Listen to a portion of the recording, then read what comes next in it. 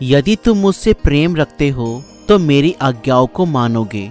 मैं पिता से विनती करूंगा और वह तुम्हें एक और सहायक देगा कि वह सर्वदा तुम्हारे साथ रहे, अर्थात सत्य का आत्मा, जिसे संसार ग्रहण नहीं कर सकता, क्योंकि वह ना उसे देखता है और ना उसे जानता है। तुम उसे जानते हो क्योंकि वह तुम्हारे साथ रहता है और वह तुम में होगा। मैं तुम्हें अनाथ नहीं छोड़ूंगा, मैं तुम्हारे पास आता हूँ। और थोड़ी देर रह गई है कि फिर संसार मुझे ना देखेगा, परंतु तुम मुझे देखोगे, इसलिए कि मैं जीवित हूँ, तुम भी जीवित रहोगे। उस दिन तुम जानोगे कि मैं अपने पिता में हूँ और तुम मुझ में और मैं तुम में।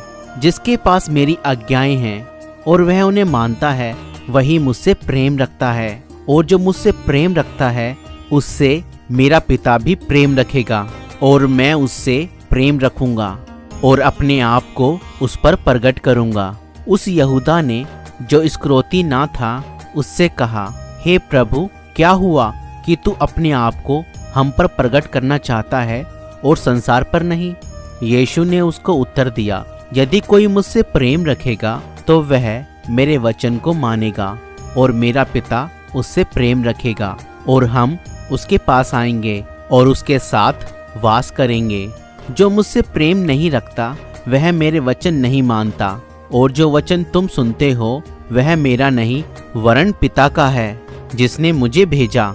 ये बातें मैंने तुम्हारे साथ रहते हुए तुमसे कही, परंतु सहायक अर्थात पवित्र आत्मा, जिसे पिता मेरे नाम से भेजेगा, वह तुम्हें सब बातें सिखाएगा, और जो कुछ मैंने तुमसे कहा है वह सब तुम्हें सिमरन कराएगा। मैं तुम्हें शांति दिए जाता हूँ, अपनी शांति तुम्हें देता हूँ।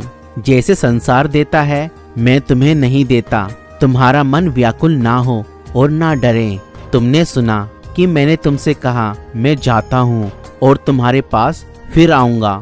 यदि तुम मुझसे प्रेम रखते तो इस बात से आनंदित होते कि मैं पिता के पास जाता हूँ, क्योंकि पिता मुझसे बड़ा है, और मैंने अब इसके होने से पहले तुमसे कह दिया है कि जब वह हो जाए तो तुम विश्वास करो। मैं अब तुम्हारे साथ और बहुत बातें ना करूँगा, क्योंकि इस संसार का सरदार आता है, मुझ पर उसका कोई अधिकार नहीं, परंतु यह इसलिए होता है कि संसार जाने कि मैं पिता से प्रेम रखता हूँ, और जैसा पिता ने मुझे आज्ञा दी मैं वैसा ही करता हूँ। उठो, यहाँ से चलें। परमेश्वर के वचन को पढ़े जाने में और सुने जाने में परमेश्वर आप सभी को बुद्धि और ज्ञान और आशीष दे। आमीन। तो दोस्तों, अगर आपको ये वीडियो पसंद आई तो इस वीडियो को लाइक करें। Thank you.